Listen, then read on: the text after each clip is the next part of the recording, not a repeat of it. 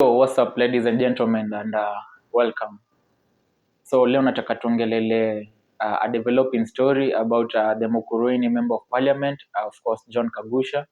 Na the story is that John Kagusha leo ameamka kama ameshashikwa na ile mkono refu ya serikali, and that was in regard to some very polarizing remarks that he made during a DCP campaign trail. Na the remarks were that anyone who is known, like if anyone is found to have supported Kasongo ama voted for Kasongo, they will be smoked from their bedrooms and they will be dealt with ruthlessly. Na hizo ni remarks fulani hivi very very very very polarizing, and he even went further kusema kauna support Kasongo, ukikuwa msik enda utibiwa Sugoi, and if you happen to die sisi hatutakuja mazishi yako, and hata ukikuwa na rorasho uchinje mbuzi, we still won't come. So you can see the level of intolerance, political intolerance that politicians like Kagusha are preaching. And today morning Kagusha aja manage kutoka Royal Media Services mali alikuwa na a TV interview jana usiku. Until today morning he had to spend the night inside the studios, and this is why it is alleged that by the time walikuwa namaliza the interview, Blue Boys walikuwa washajua jamaa kwa hapa na walikuwa wamepull up na not less than 13 Subarus walikuwa na mgoja hapo nje. And it is alleged that the men that were waiting to arrest him were men who were hooded and had balaclava covering their faces. And that is why I think Kagusha decided to spend the night inside the studio. Na today morning Senator Richard Onyonka na member of parliament for Belgut Nelson Koech walikuwa I think panelist on a TV show pale Citizen asubuhi. So I think after the show walienda kucheck up on Kagusha mali alikuwa amejisunda, and they went to persuade him to give himself out to the police and to accept to be arrested. But Kagusha was like, no, those dudes with balaclavas are not police officers, they are goons, and there's no way that I'm giving myself to them. And at some point Richard Onyonka had to intervene and to plead with Nelson Koech to take Kagusha to the DCI office himself. And from what I saw in a clip is Senator Koech just said, it's okay, give me 1 second, and he went to make a call. I don't know who he was calling. Maybe he was calling Murkomen, or maybe he was calling the president himself or something. I do not know. And we will get back to that. But the issue is this dude, the MP for Mukurweini, Kagusha, is a member of parliament. He is a symbol of unity in his constituency. Huyu jamaa anafaa kuwa na preach unity amongst his constituents across the political divide, because it's a multi-party democracy, to say the least. So we can't all be in the same, we can't all fit in the same vehicle, and we can't all see things the same.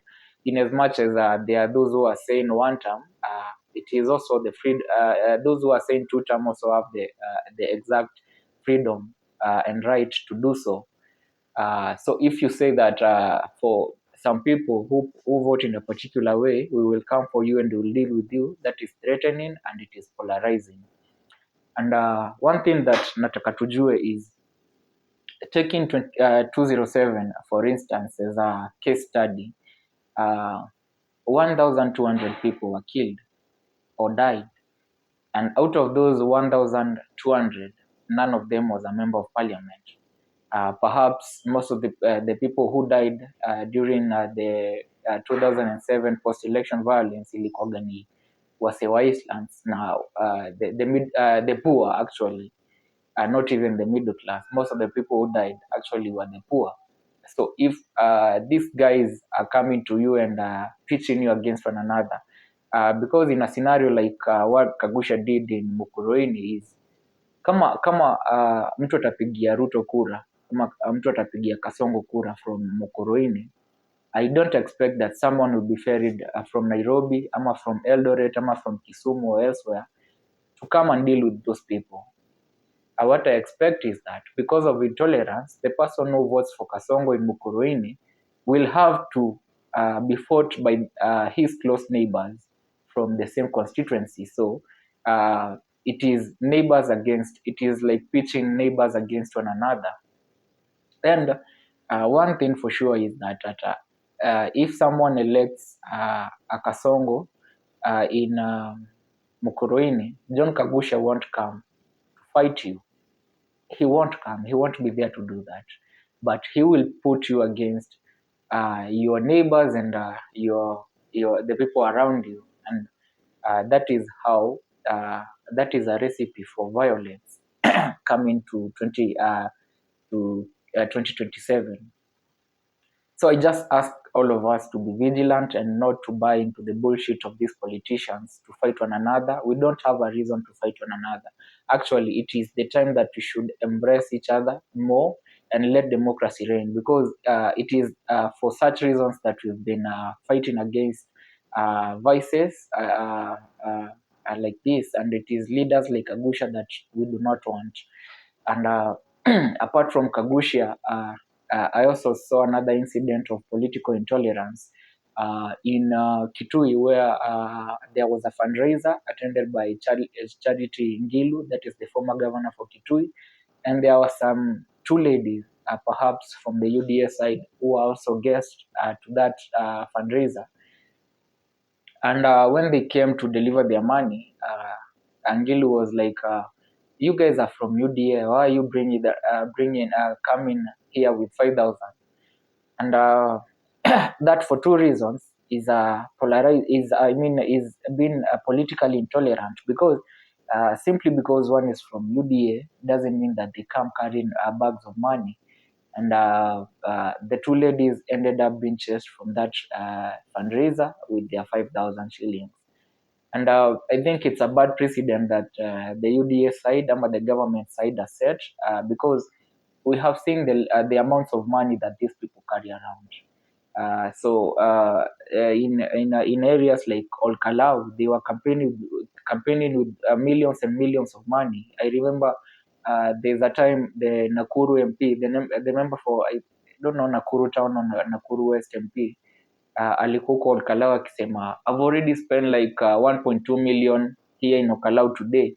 So you can see the amount of money that was being poured into that constituency in a single day. And here is another member of UDA going to a different place in Kitui carrying 5,000.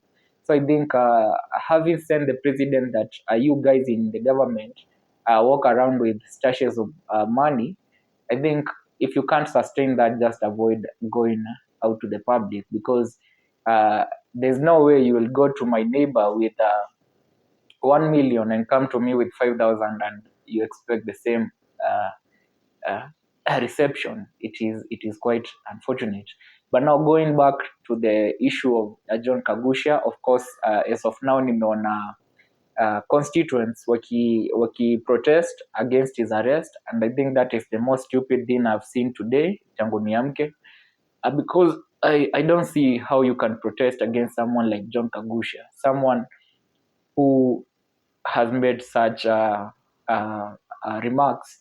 Because you can imagine, you might want to defend John Kagusha because you're on the same political divide right now. But you can imagine if someone else made similar remarks, how would you feel?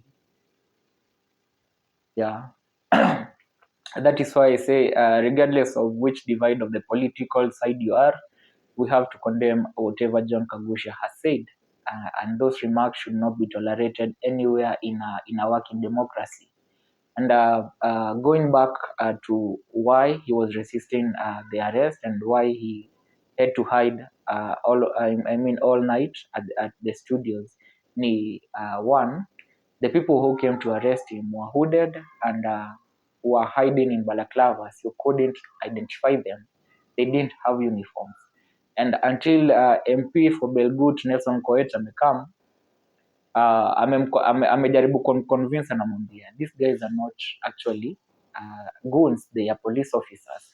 And that takes us to a decision by court that police officers were not allowed, hooded police officers in balaclavas were not allowed uh, to be arresting people or to be responding to protest like we have seen, because it is these guys who abduct people. It is these guys in hooded uniform. I mean, in guys not in uniforms, hooded and in balaclavas. These are the guys that kill people. They are the guys that abduct people. So if you come to arrest someone with the very exact people, he has every reason to be scared and to hide. So Nelson Koech today akamwambia, these guys are police officers, they are not goons as you perceive them. But then it still raises the question, if they are really police officers and they are in their numbers, why do they have to come hooded and in balaclavas? Because it is very difficult to know their motives. So he ended up being arrested. But I think the Ministry of Interior and especially Murkomen should watch out to regulate and to tame these guys that come hooded, because police officers, I mean, arresting criminals is the duty of police officers, and everyone expected that Kagusha would be arrested anytime. I actually think they took too long to arrest him, but I still don't understand why they had to use hooded police to go and arrest Kagusha. Kama mnaendea huyu jamaa, endeni na wa uniform, no need to hide their faces. You're doing your job. Actually, the whole country is behind you guys. This is a good job that you're doing. Now, it's only wrong that we don't see the same energy applied across, I mean, to the other side of the political divide, because there are people in government who have made similar remarks, but they have ended up not being arrested. Uh, One of them is Aden Duale. He called a whole community, a bunch of hyenas, and uh, the only thing that happened to him was a summon letter by the NCIC that he never honored and he will never honor. And I think NCIC is one of the useless commissions that we have in this country, very toothless and doesn't have any. I don't think they should actually be existing as we speak, because I don't know. Yeah, so I think the only sad thing is we don't see the same energy that has been applied to John Kagusha applying on people across the political divide. And if I was to advise leaders, especially in the opposition, is to avoid such utterances. They are stupid, and I think the united opposition already have an upper hand in defeating President William Ruto. So I think it is very, very unnecessary to make such remarks. And one thing for sure is, if you're in opposition and you make such regards, they will come for you. They will get you from wherever you're hiding at, and you will face the law. Such is not much likely with people in government. They can simply get away with anything. Someone in government, let's say Oscar Sudi, they can say anything and nothing will be done to them, because it is their time now. So if you're in government, I mean, if you're in opposition, avoid such remarks. You can conduct your politics in a mature and sober manner, because at the end of the day, if we are craving for a new sober leadership, we don't crave for a new sober leadership with regard to what we are seeing with MPs like Kagusha. No, we want sober leadership that embraces all of us, that every voice, however dissenting, is appreciated and is welcome. So I think that is the Kenya that we are looking forward to. So Mseka Kagusha juu amezama, so tunasema may the law take its course, and we have to avoid such incidences going forward. The coming election will be very, very high voltage, so hatutaki mambo ya pit people against one another, because we don't want a repeat of whatever happened in 2007. For those who are around, mnajua how it was, and no one would really want a repeat of that. So that is the end of my submission. You can tell me what you think in the comment section below. But until next time, adios, and I love you so much.